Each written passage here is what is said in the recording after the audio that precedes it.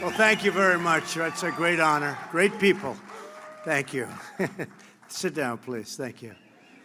And I want to thank Commander Riley.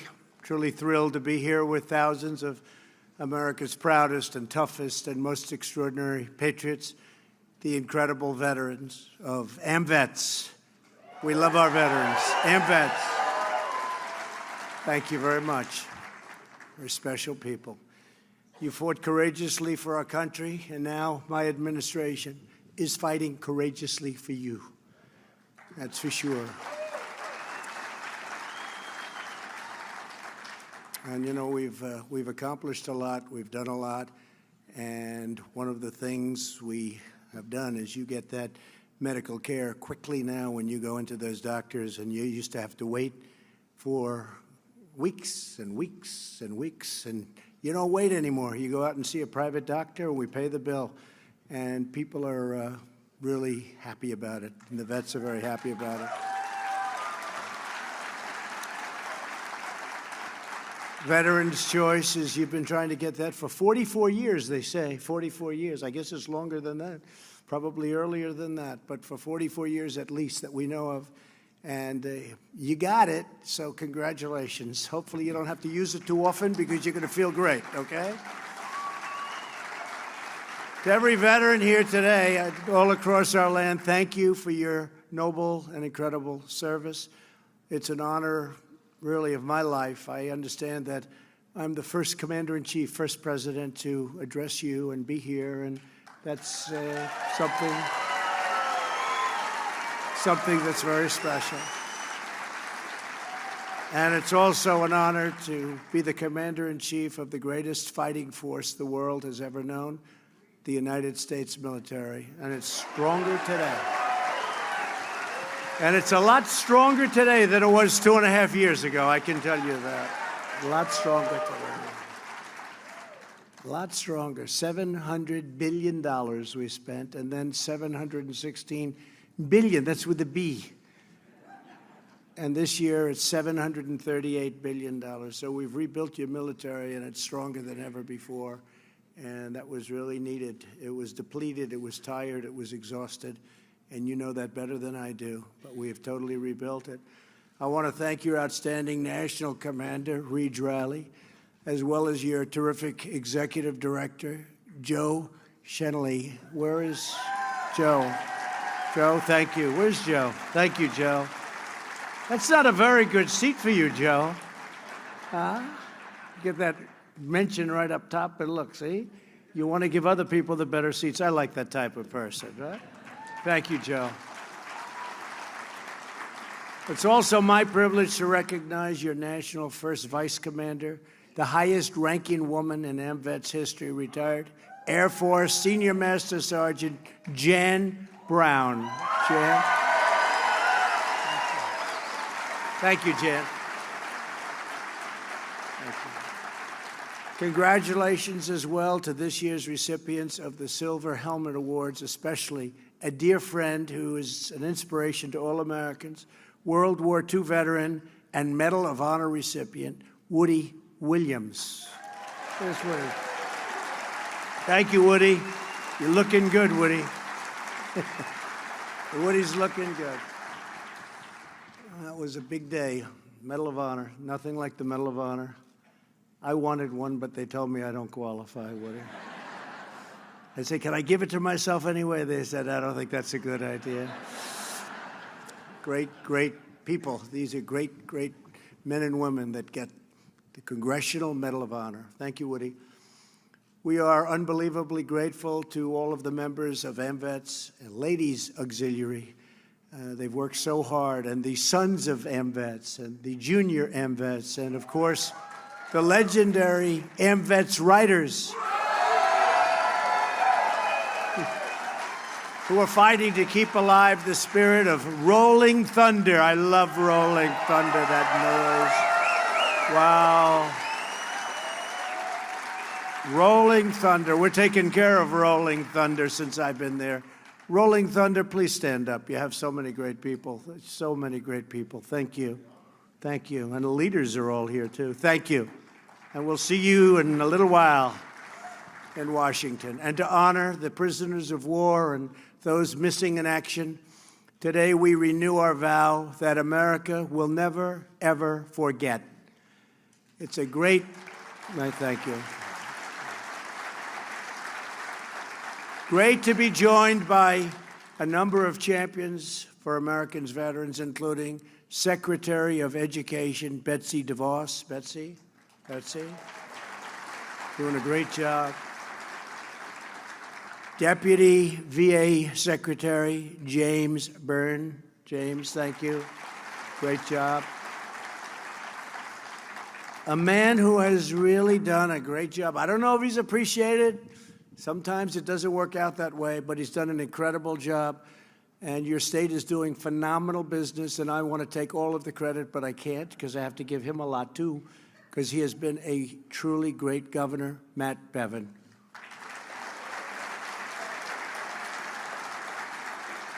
Thank you, Matt. And you know, Kentucky has record numbers right now. It's the best year they've ever had in just about every category. So it's really an incredible thing. And a man who I just watched on television, he's so good. You can do television for me anytime you want. Congressman Thomas Massie. Where's Thomas? Good job. Thomas, say hello to our friends. Say hello to our friends back in Washington. That was a good job. Just watched you. I cannot come to Kentucky without also praising the exceptional work of Senator Mitch McConnell. I have to tell you,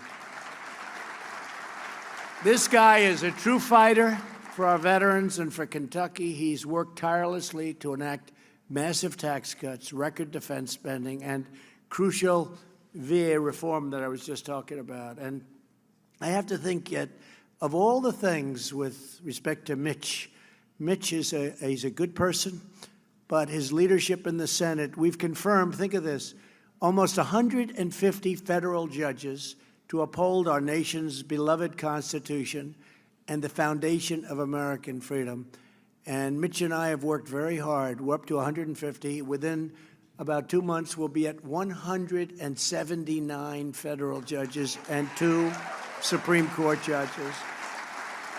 And it's your senator, and it's for him, that's a passion like I've never seen before. And there is nothing more important. You know, when I became president, they said the most important thing you can do is judges, and in particular, they said Supreme Court justices. Well, as you know, we've named 2 Supreme Court justices, right? Justice Kavanaugh, Justice Gorsuch. And I want to just congratulate Mitch McConnell, and you have him. You have him, and he's a champion, and he fights hard, and he really is something special, and he loves your state. And I'll be here campaigning for Mitch, and I'll be campaigning for Matt, and we're going to get them both back in. And I just had to say, because Mitch has been somebody very special, and Matt knows that as well. This year, we commemorated the 75th anniversary of D-Day, June 6, 1944, when thousands of American patriots stormed the beaches of Normandy and charged through the fires of hell to ensure the survival of liberty. This year also marks the 75th anniversary of the organization that took care of those victorious veterans when they returned, and every generation of veterans since. Incredible job. Today we celebrate AMVETS for 75 years of love and loyalty and lifelong service to our military personnel, to our veterans, and to their families. Congratulations. Thank you very much. Thank you. AMVETS posts across the nation have become pillars of pride in our community, so true, and shining symbols of the enduring power of the American spirit. Your support of our troops overseas, it welcomes them when they come back home, and you welcome them, and you're there for them in every way, medically, physically, morally. You're with them all the way, and they appreciate it much more than you would even know. You safeguard our values, pass on our traditions, and teach generation after generation to love our country, honor our heroes, and always respect our great American flag.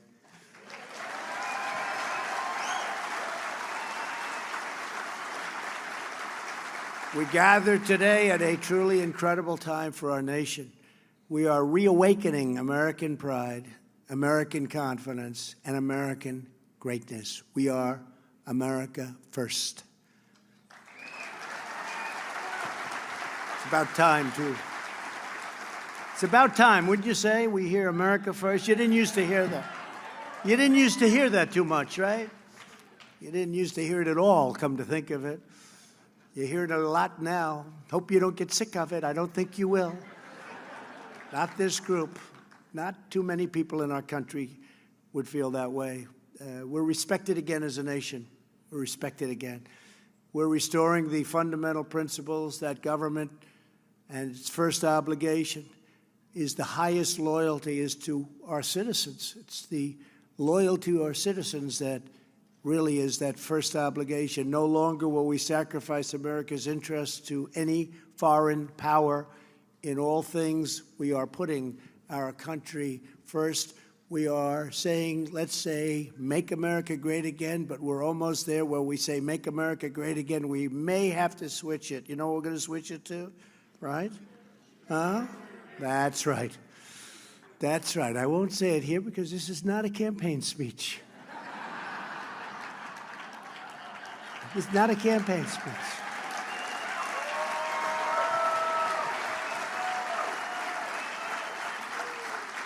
So I will not say, keep America great, but we're going to keep America great.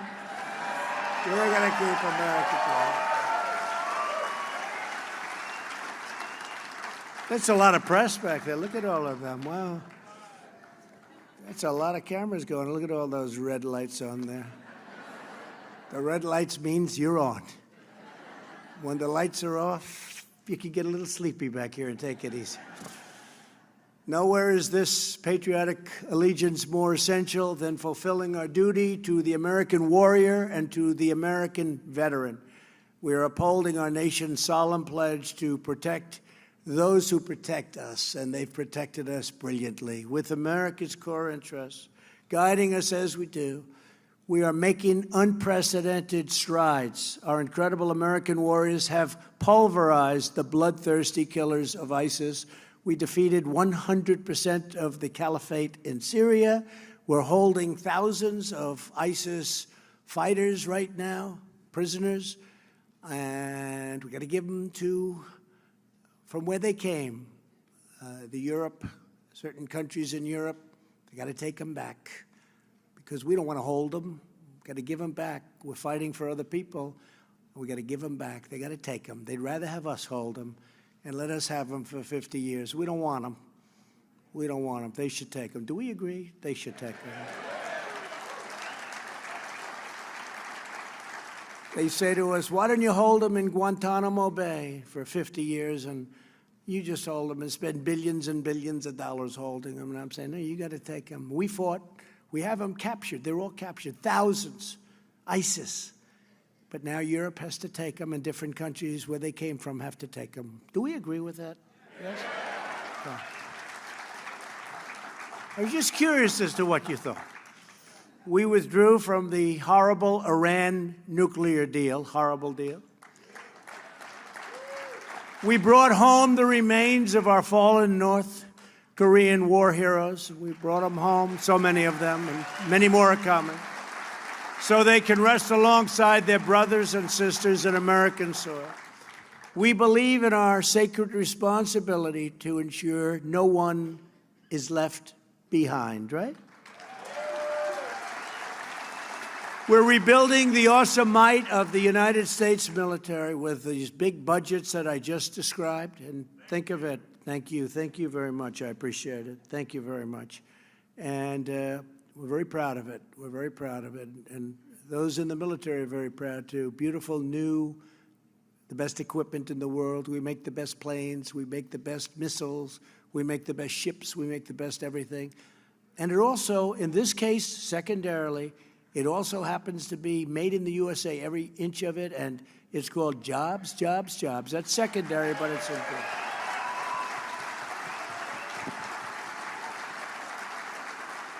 And the Army will very soon have 300 powerful new M1 Abrams tanks. The Navy is deploying the most advanced class of aircraft carriers in history. With hundreds of brand new F-35s and F-18s, American airmen will continue to own the skies wherever we fly. We have the greatest Air Force in the world.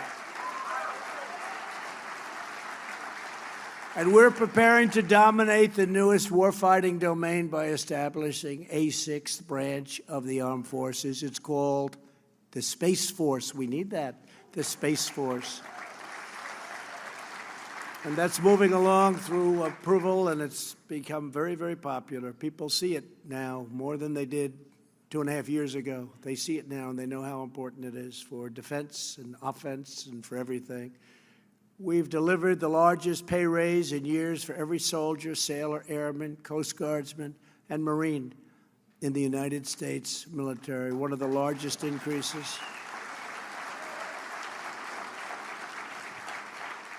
Our active duty personnel are the best equipped, best trained, most technologically advanced fighting force in the history of the world. The best equipment in the world, best training in the world. America is a peace-loving nation. We seek friendship. We seek harmony, not conflict and division. But if we are threatened, we will never hesitate to defend our people as they should be defended.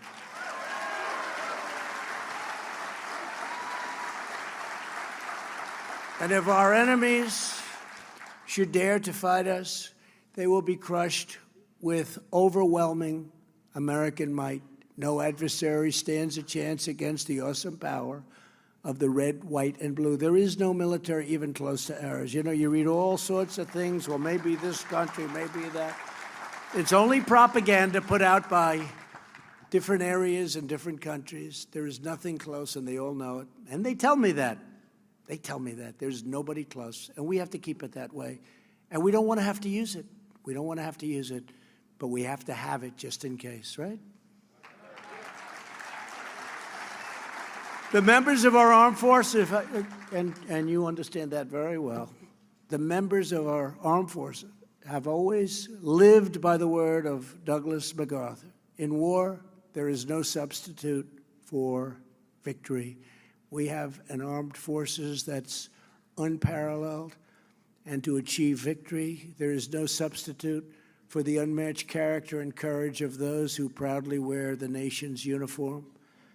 And we even have different uniforms. Did you see some of the different designs of the uniforms? We're going back to a style and a look that nobody thought we'd go back to because of expense. And now we have brand new, the most beautiful uniforms you've ever seen. But much more importantly are the people that wear that uniform. What's inside that uniform? That's much more important. Much more important. That's the best in the world. Every warrior who serves has poured out, and they have poured out their hearts and souls for America. We believe their government must show them the same devotion in return, and we've been doing that, at least in the last 2.5 years we have. Can you believe it's almost 3 years now? Because I've been saying 2.5 years now for a number of months. And we're getting close to 3. I'll have to be changing it to 3 very soon. After years of neglect, we're fixing the heartbreaking failures from the last administration at the Department of Veterans Affairs. America must never abandon our heroes in their hour of need. We'll never do that. For that reason, I proudly signed into law the groundbreaking VA Accountability Act. Thank you. Big deal. And that was another one. They wouldn't do it. 40 years, 50 years, they wouldn't do it. You couldn't get it done. And I won't blame unions, and I won't blame civil service. I won't blame any of it. But, man, was there power against it. It was tough, and I got it done. Now somebody mistreats you or mistreats people in the VA, and we know what happens, right? It's called you're fired. Stand up, please. Stand up. There's the man that implements it. You're fired. Get out of here. Get out of here. You couldn't fire anyone for virtually any reason. They could do anything. So we have the Accountability Act, and we've removed more than 7,600 bad employees who failed to give our vets the care they so richly deserve. 7,600. Think of that. They were treating some of them. No, most of them are fantastic, but some of them were treating our people, our great heroes, so badly, sadistic, terrible people. They were terrible people, and they're gone. They're fired. They would never have been fired. 7,600. I didn't know you were that vicious to get rid of that many. And everyone deserves to be out, right? Good. That was a big deal. That was a hard one to get.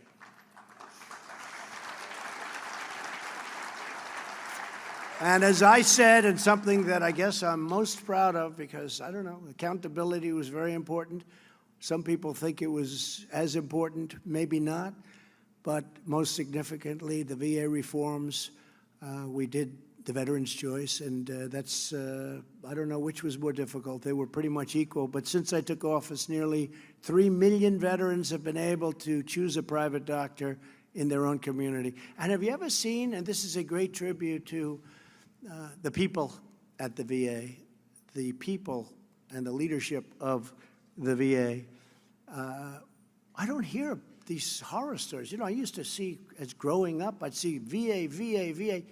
I don't want to, you know, well, let me find some wood. Wait.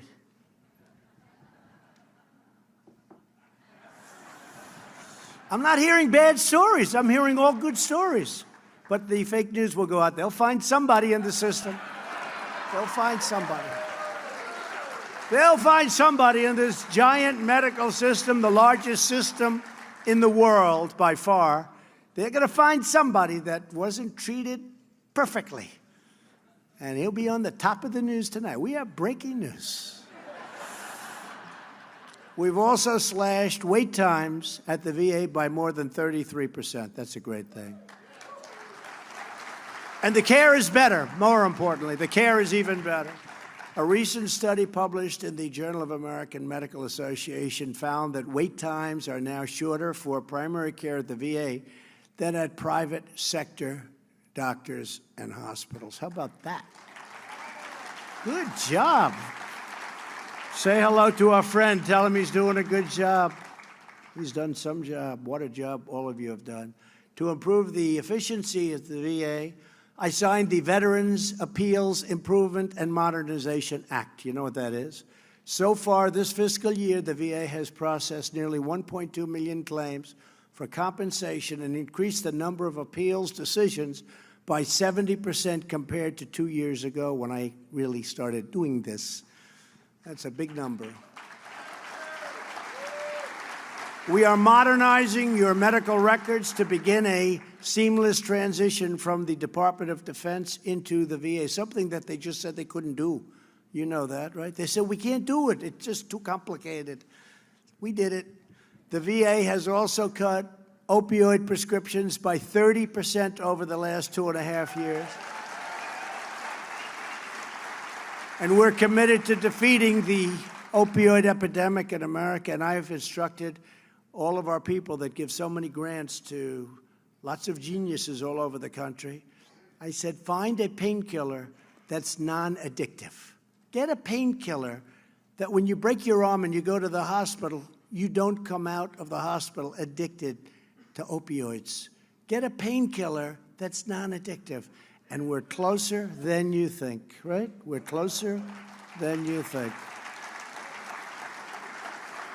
Our veterans are seeing dramatic improvements in the quality of care across the board.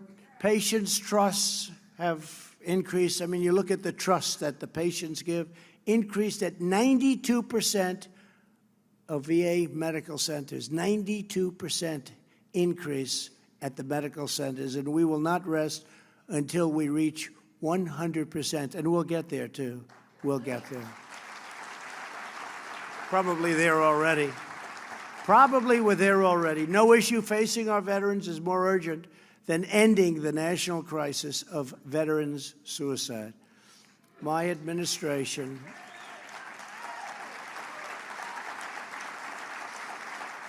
is determined to do everything in our power to save the lives of our heroes.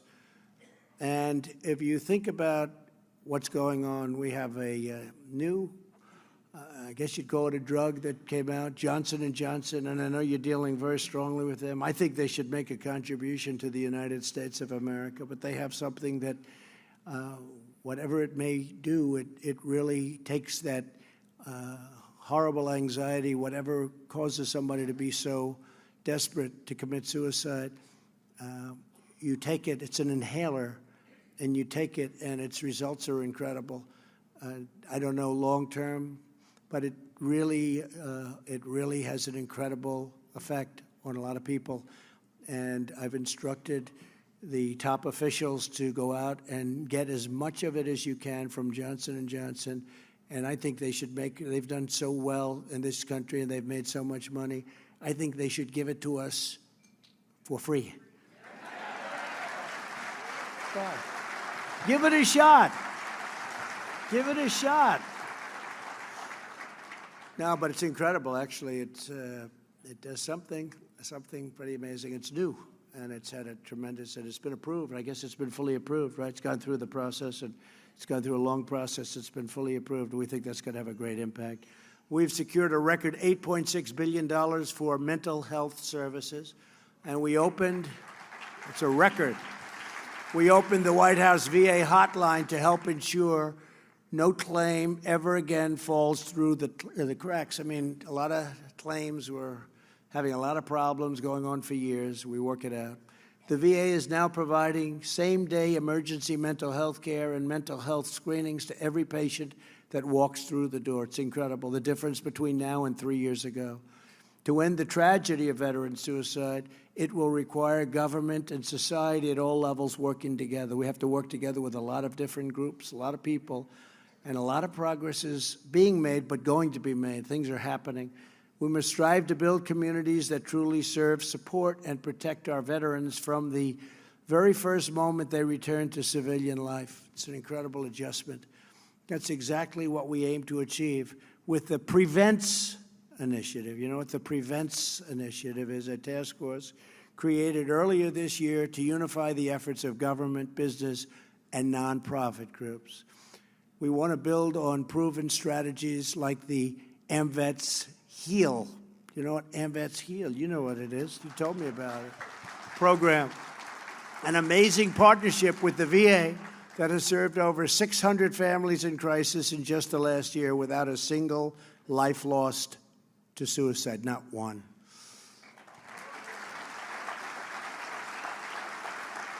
To every veteran who is facing this struggle, I want you to know that you are not alone. We are with you. You are not forgotten, not at all forgotten. We're with you all the way. And you are not beaten. You will overcome, you will prevail, you will triumph, and you will thrive. You will thrive. A lot of progress has been made. So many different things we're making progress in. Millions of Americans are right by your side, and we are with you every single step of the way. One of those Americans is someone that you know very well, Jim Pigeon, a Navy veteran and former national commander of AMVETS. Jim, where's Jim? Come on up here, Jim. Come on up here, Jim. For the past 1,257 consecutive days, Jim has challenged Americans to join him in doing 22 push-ups. Don't challenge me. Don't make me do that. Representing the number of veterans whose lives in each, think of that, 22 representing, that's the number of suicides a day. Can you believe it? I heard that number and I said, it can't be possible. You would think a year, a month, a day. Nobody can believe it. Nobody believes that, Jim. Thousands of patriots have joined him in raising awareness, and together they are summoning the national will to act. And I want to thank Jim. Jim, say a few words, please. Good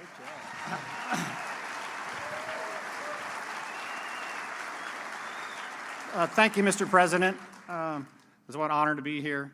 I would not be able to do this without the support, the love, and the prayers of my beautiful wife, Paulette.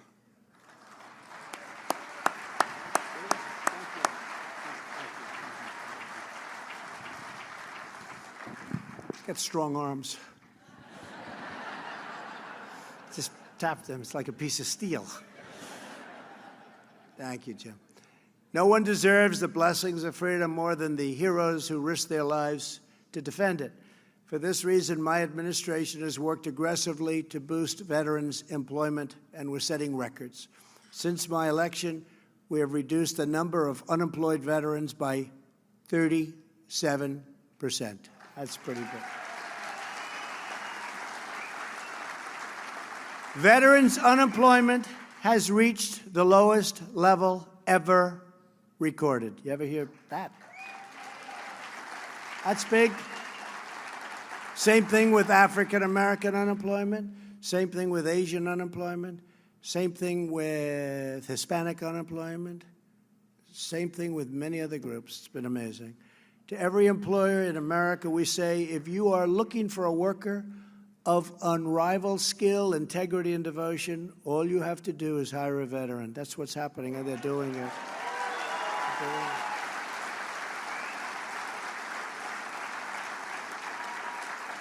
I have a friend who's been doing it lately, and he said, why didn't I do this 25 years ago? I said, that's your problem. He's very happy. Every service member has the right to return to civilian life with dignity and security, and that's what's happening. Driven by this core principle, we have helped 30,000 veterans find permanent housing over the last 2 years. 30,000.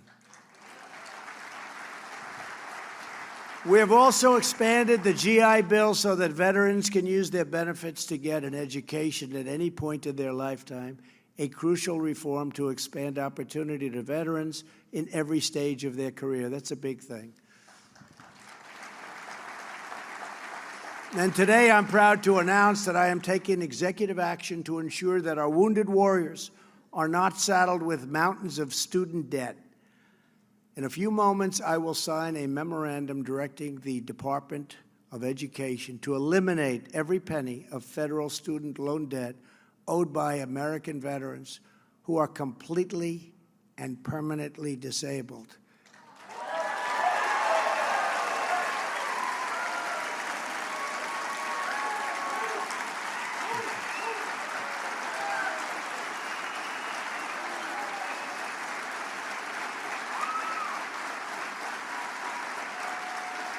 Incredible. Nobody can complain about that, right? Nobody can complain about that. The debt of these disabled veterans will be entirely erased. It'll be gone.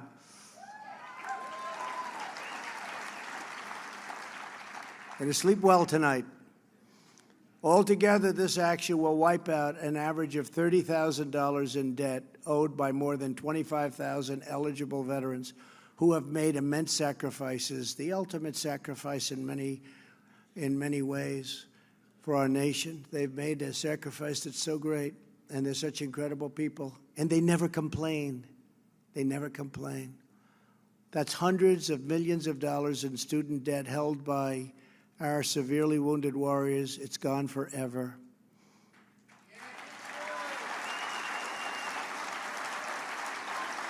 I want to thank Secretary DeVos for her leadership in making veterans debt forgiveness a top priority for the Department of Education. Betsy, thank you very much. Stand up, Betsy. Stand up. And there will be no federal income tax on the forgiven debts. So that's really big stuff. It's all passed. It's all passed. All we have to do is sign it, which we're going to do right at that beautiful desk. Okay? All we have to do. Today, I'm also calling upon all 50 states to immediately waive all applicable state taxes as well. The state taxes hopefully will be going away very quickly. Most of the states have already agreed to do that. Joining us today is one of the many American heroes who will benefit from this action, Catherine Castle.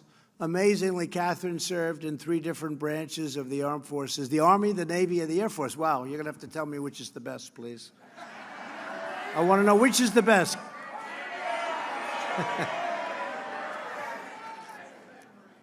Which is the best? Don't say it. Don't say it. She may say it and I'll be in big trouble. Please say a few words, Catherine. Thank you very much. Thank you. Thank you, everybody. This is an amazing relief on my family, as well as I know many thousands of veterans as well. Thank you. Thank you very much.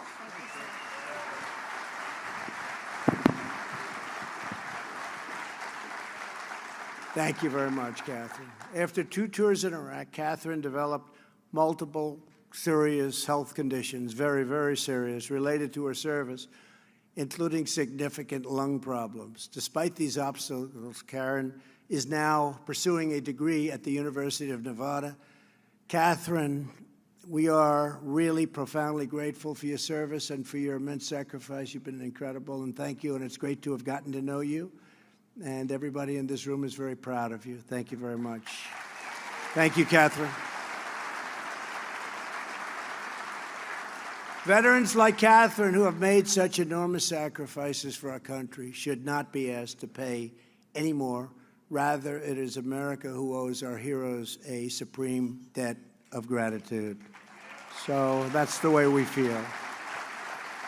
Across oceans, jungles, mountains, and deserts, and battlefields, and enemy camps across the globe, our veterans fought and bled to vanquish our enemies and preserve America's birthright of freedom.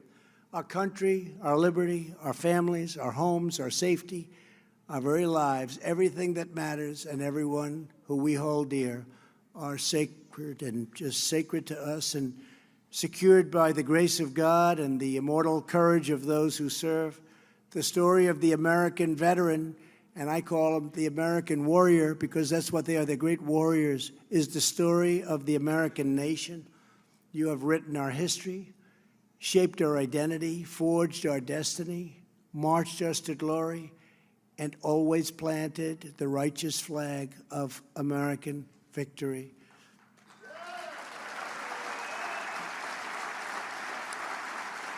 You have filled our enemies with dread. You have filled our friends with hope. And you have filled our American heart with fierce, patriotic pride. Because of you, America is safe. Because of you, America is strong. Because of you, America is free. And because of you, America will forever remain the bravest, mightiest, and greatest nation on the face of the earth. Thank you. Thank you. Because of you.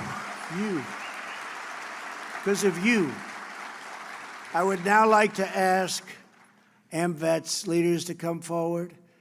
Secretary DeVos, please come forward. Deputy Secretary Byrne, Governor Bevin, Sergeant Catherine Castle, and Sergeant Nick Stefanik to join me on stage as I sign the presidential memorandum facilitating the cancellation of student loan debt for 25,000 of our most severely disabled veterans.